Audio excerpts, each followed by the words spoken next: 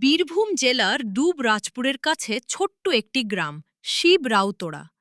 চারদিকে সবুজ মাঠ, বিশাল পুকুর আর পুরনো বটগাছে ঘেরা এই গ্রামের মাঝখানেই রয়েছে বহু মানুষের বিশ্বাসে ঘেরা এক রহস্যময় শিব মন্দির।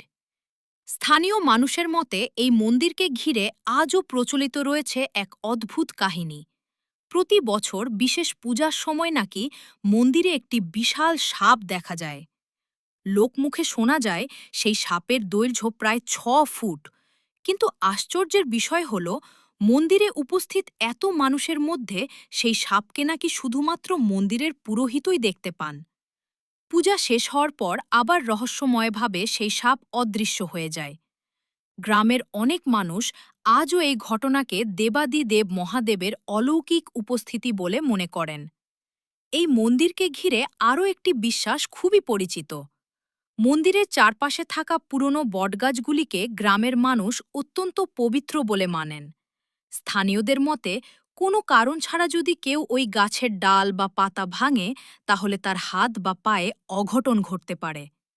আজও সেই বিশ্বাসে গ্রামের মানুষ গাছগুলিকে ভক্তি ভরে রক্ষা করে চলেছেন। আরও একটি বিষয় এই মন্দিরকে অন্য রকম করে তুলেছে। সপ্তাহে শুধুমাত্র সোমবার মন্দিরের দরজা খোলা হয়, বাকি সময় মন্দির বন্ধই থাকে। তবে গাজনের সময় এবং শিবরাত্রির দিনে এখানে বিশাল পূজার আয়োজন হয়। দূর দূরান্ত থেকে মানুষ এখানে ভিড় জমান। বিশেষ করে গাজনের সময় বসে বড় মেলা। ঢাকের শব্দ, ভক্তদের ভিড় আর গ্রাম বাংলার পরিবেশে পুরো এলাকাটা যেন এক অন্য আবহ তৈরি করে। আজও শিবরাউতুরা গ্রামের এই শিব মন্দির বহু মানুষের কাছে রহস্য, বিশ্বাস আর ভক্তির এক অদ্ভুত মিলনস্থল হয়ে রয়েছে। এই ধরনের বাংলার রহস্যময় মন্দিরের কাহিনী দেখতে ভিডিওটি লাইক করুন, আর এমনই ভিডিও পেতে চ্যানেলটি সাবস্ক্রাইব করুন। ফেসবুক বা ইনস্টাগ্রামে দেখলে অবশ্যই ফলো করতে ভুলবেন না।